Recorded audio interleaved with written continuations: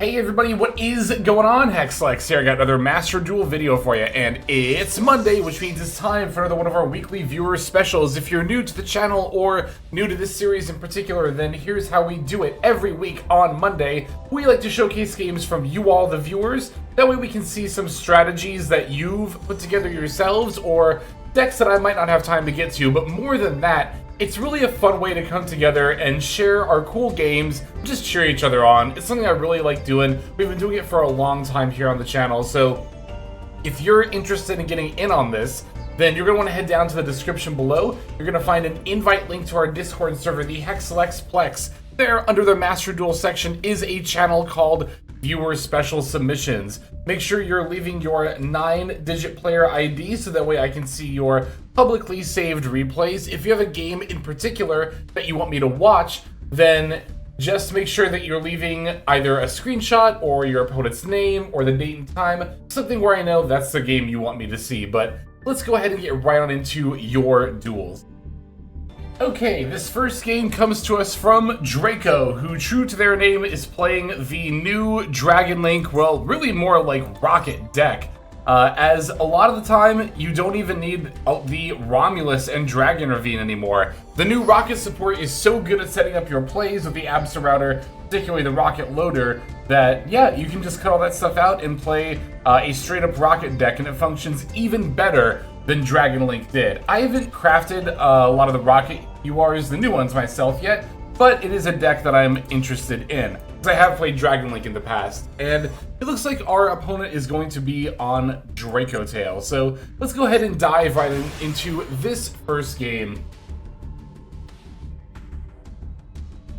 Yeah, there are some other decks from the new pack I'm still going to cover here. Synchron is pretty high up on my list. I do have the Junkmeisters for that, and then depending on how many UR materials I have left, I might go into Rockets after that, but we have a really good hand here. We got a bunch of Engine and also Ash Blossom, so you always like to see that. Leading with the Lubellion for the Regained, and then we can summon out the Magnum Hut. We can use Regain to get a free draw, as well as triggering the Magnum Hut search here.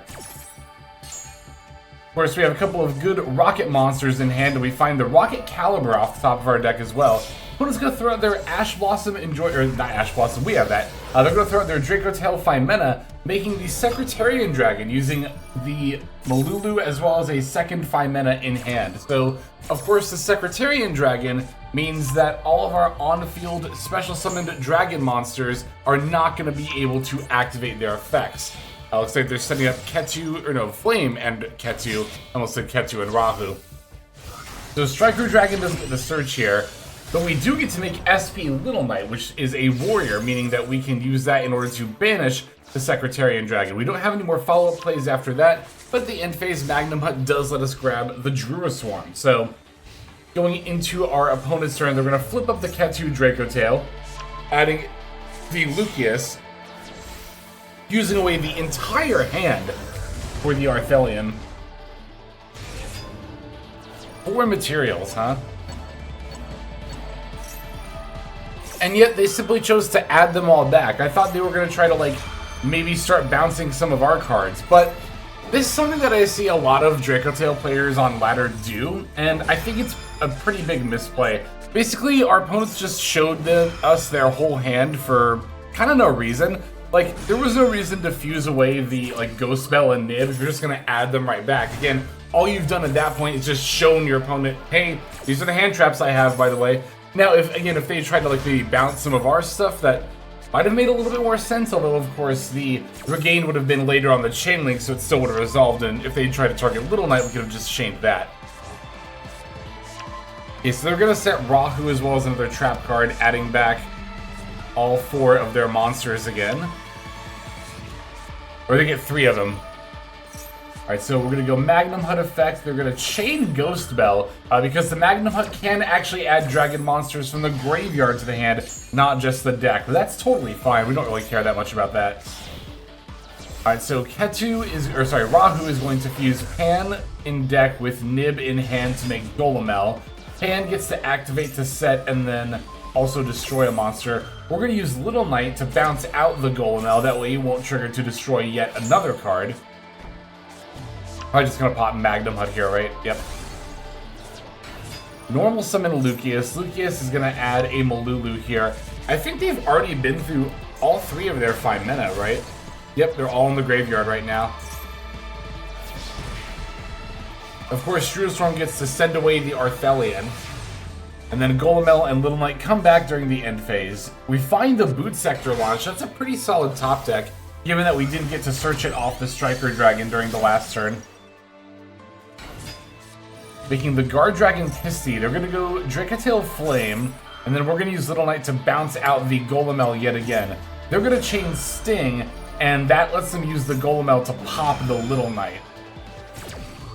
Not ideal, also because they get draws off of those trap cards, but let's see what kind of counterplay we can have here.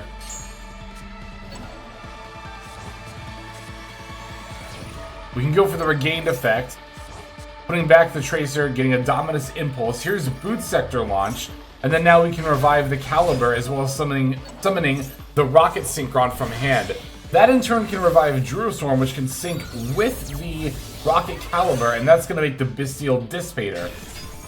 Drurostorm gets to activate. We're going to send away the Golemel here. Arthelian does get to revive because 2 or more monsters were sent at the same time, but we are still going to be able to run over it with the Dissipator. Regained also gets to activate, reviving the Magnum Hut, which in turn gets to another search during the end phase. We're going to summon their Secretarian Dragon, which is now absolutely going to work against them, before linking away into Breach Boral Dragon. This is a pretty important new support card for the deck here. Not only letting you search on summon, but also you can then summon from deck as well. We're going to summon the Boral Dragon here. Going to add double Interlock from deck to hand. It's going to allow us to fusion summon using rocket monsters from our graveyard.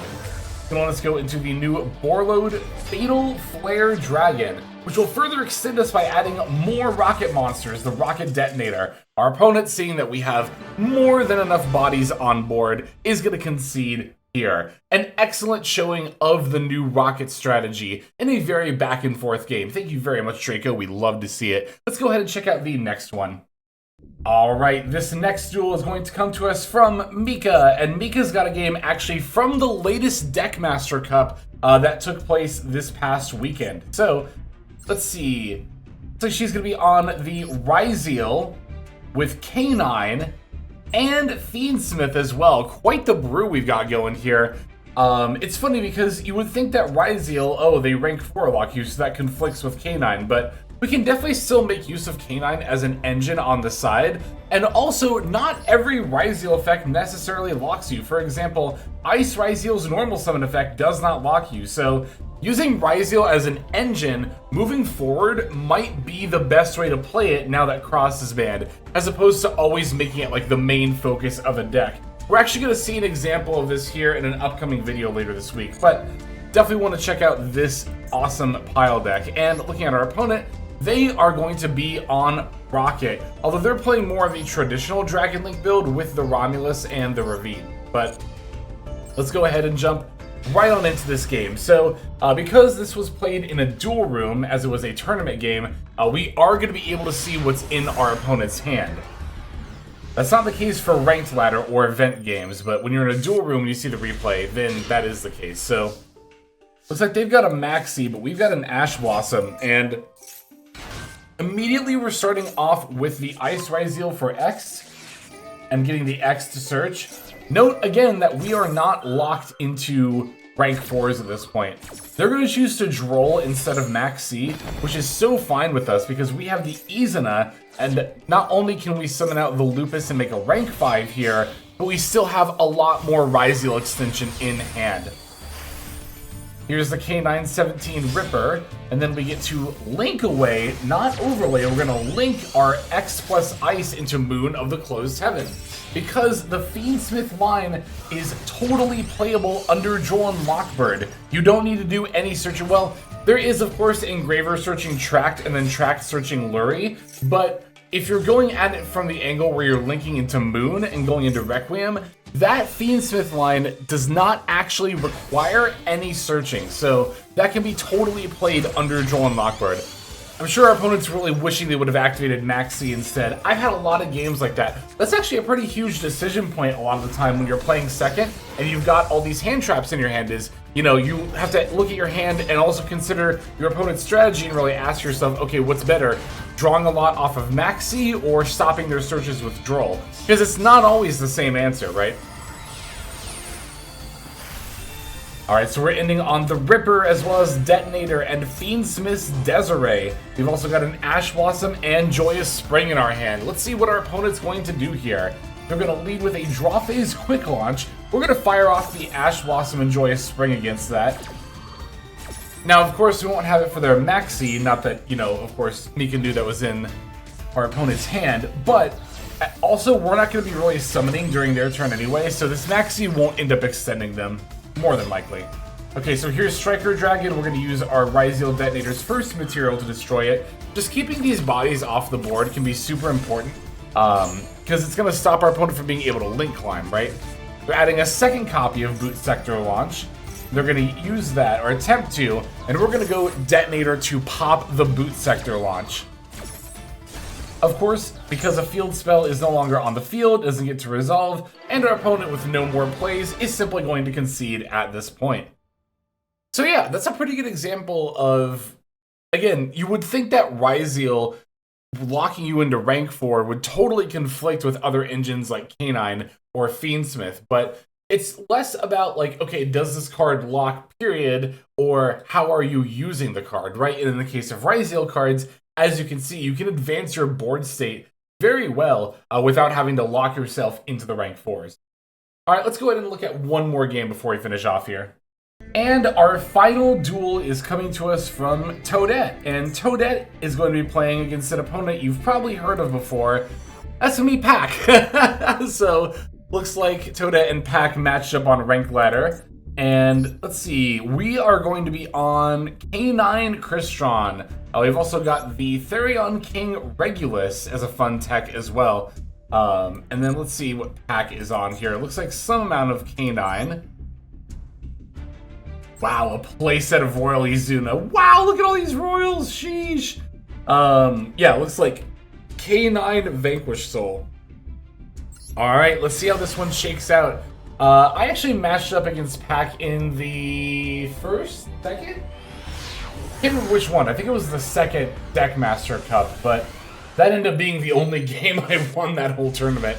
I thought about sharing it, but also I did just open Maxi, so it wasn't like the most, you know, skill-intensive win.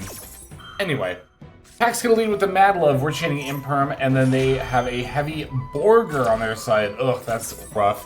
That means the Imperm is dodged, the Mad Love will search, and Borger will also get to reveal and draw a card here shortly. Looks like that's happening right now. Okay, so there is the draw. Here's the field spell, the Vanquish Soul start. It's going to target the Borger. We're going to fire off the Ash Blossom against that, trying to keep them off the Holisu, which in turn will keep them off of rank 5 plays, ideally. Hopefully there's not any, and yet here is a case for K9. So that's going to get to fetch the Izuna here, and since we use the Ash Blossom, Izuna gets to activate. We, however, have a second Imperm, meaning that we can ideally still stop the rank 5 plays here. We know that Pack's hand's got Mad Love and 3 unknown cards. So, alright. Borger's going into Rock. Rock's going to probably add back the Borger here. So 5 cards in hand. We know Mad Love and Borger. Set 1 and then pass. This is something that when you're playing against K9 Vanquish Soul, you've got to be doing is like keeping track of what you know is in their hand. Okay, so the case for K9 is a very solid top deck there. Makes our Joko a lot better. So we're going to fetch the Izuna and then summon both of them. Looks like Pack's going to activate the Rock effect here. Special summoning the Borger from hand. Looks like Pack's hand is probably not ideal and is trying to find a hand trap by revealing the Joko this time. Interesting. So we know Joko Mad Love and 1 unknown card, as well as the face down card. Well, now 2 unknown cards. And it's Snow Devil. Snow Devil's going to reveal the Mad Love and Izuna. Okay, only the 2 attributes. That's good. However, Mad Love gets to special summon, and Izuna gets to activate. We do get to chain the Lupus here, though, because now, of course, our opponent has activated a monster effect in hand. So Izuna is going to dump a Lupus. Their Lupus is going to activate. And here comes the rank 5 on our turn. It's going to end up being Valen the super-sized Sky Blaster. Valen gets to activate here. That's going to turn the Joko face down, meaning we don't get to search. But we do get to search off the Ripper. We're going to detach Izuna, add a Lantern. And now we can go for the Forced Release. See, going second is actually not that bad to open Forced Release sometimes. It's obviously not preferable, but it's still not the worst thing in the world. Now, because it's our turn, we get to actually use the effect to banish a card from up to each our opponent's card in field, or hand in field. Field and graveyard, one each. That was a mouthful. We're going to battle over the Izuna, as well as the Borger. Izuna battles over a Sky Blaster. Sky Blaster gets to pop the face down Jokul, but we can go Lantern over Madalov. Force Release Graveyard effect to set itself, and now we can make another rank 5. And suddenly this duel is looking a lot better for us. That rank 5 is going to be Infinitrack River Stormer, which we can use to then pivot into our Crystron plays. We're going to add Scrap Recycler and then Normal Summon, sending away the Crystron Smyger and then linking off the River Stormer plus Scrap Recycler for SP Little Knight. Little Knight gets to activate here. We're going to banish the Lupus in the graveyard, and then Smyger gets to banish itself from the graveyard, adding Crystron Inclusion.